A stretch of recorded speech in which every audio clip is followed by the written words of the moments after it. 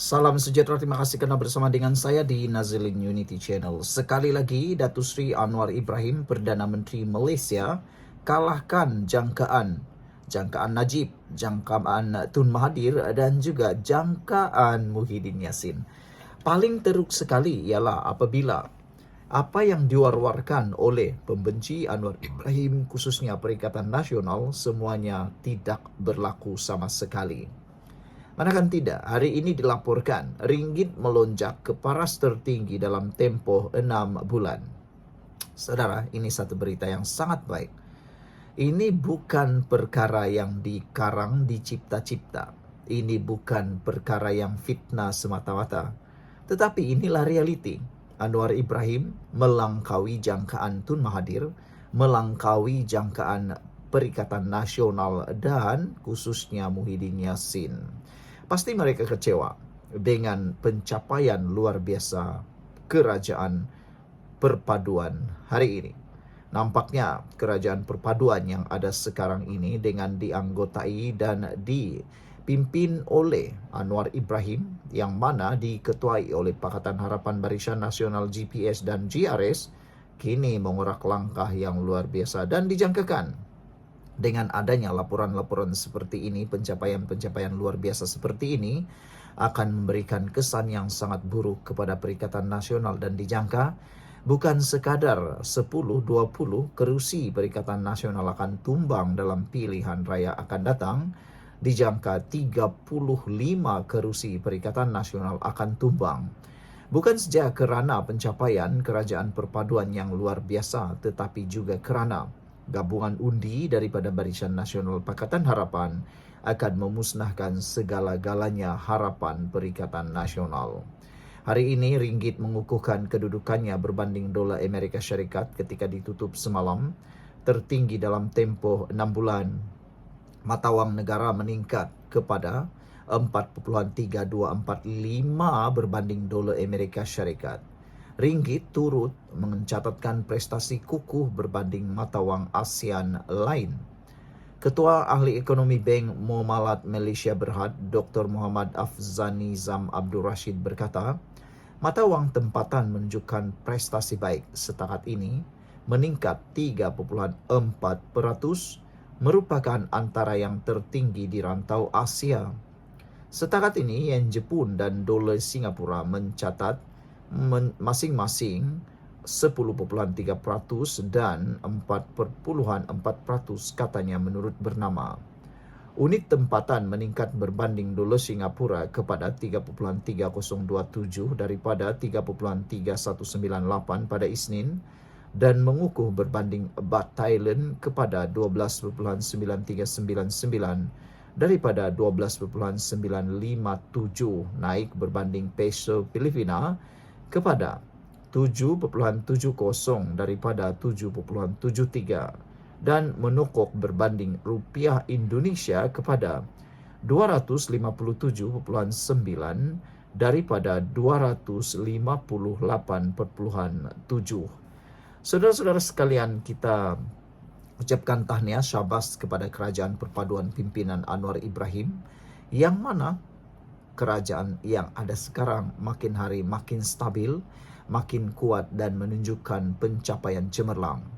Dan tidak dapat dinafikan kehebatan Anwar Ibrahim, auranya sebagai Perdana Menteri yang dihormati dunia, kini membawa negara Malaysia memacu ekonomi bukan sekadar tempatan tetapi luar negara.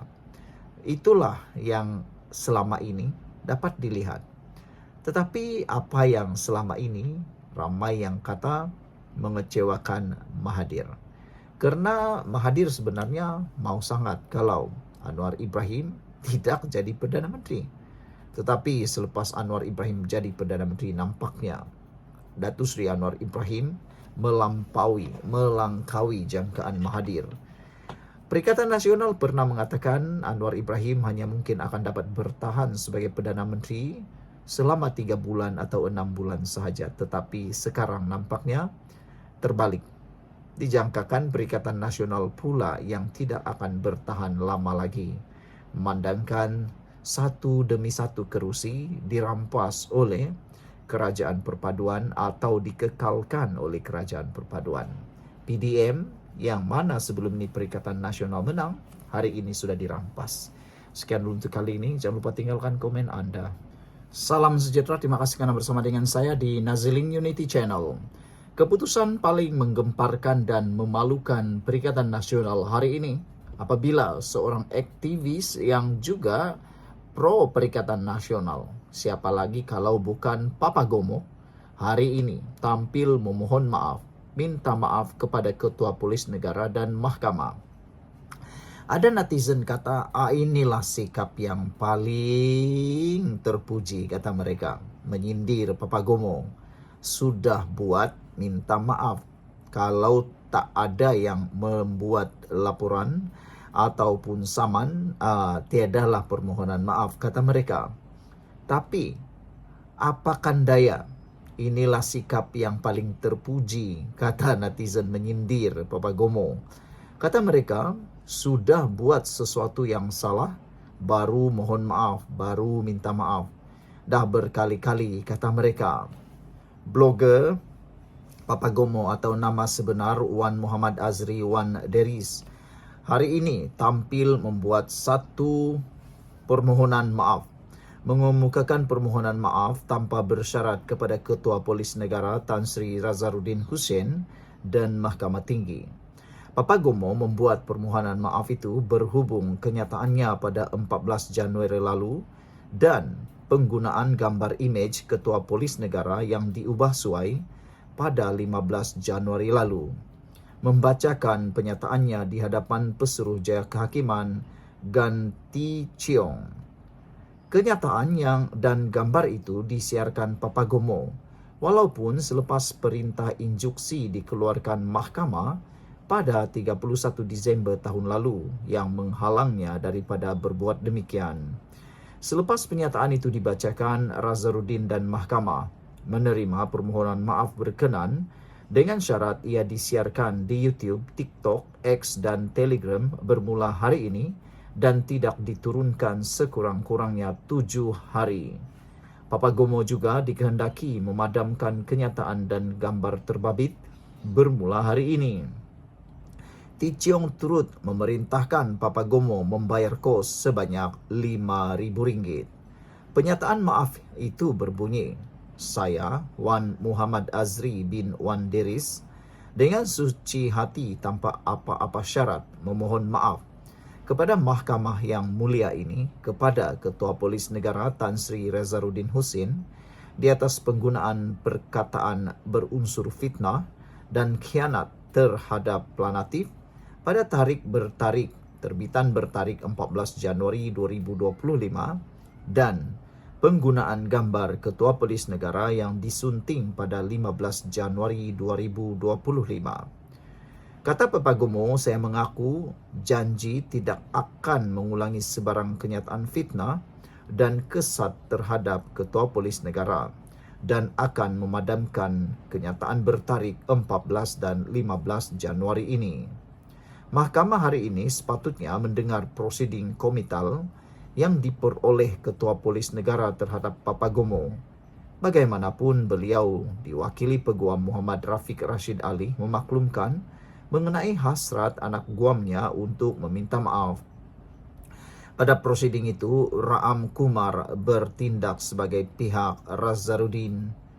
Ketua Polis Negara Razaruddin memperoleh kebenaran daripada Mahkamah Tinggi untuk memulakan prosiding komital terhadap Papa Gomo pada 10 Februari lalu kerana tidak mematuhi perintah mahkamah. Prosiding komital adalah satu prosiding untuk memulakan tindakan undang-undang terhadap seseorang yang dikatakan menghina mahkamah dengan melanggar perintah yang telah dikeluarkan. Razaruddin memfailkan permohonan komital terhadap Papa Gomo pada 24 Januari lalu dengan memohon supaya beliau dipenjara atau didenda kerana menghina mahkamah berikutan tarikh meminta perintah injuksi pada 31 Disember tahun lalu dengan membuat hantaran terhadap Razaruddin di aplikasi YouTube, TikTok, X serta akaun Telegram.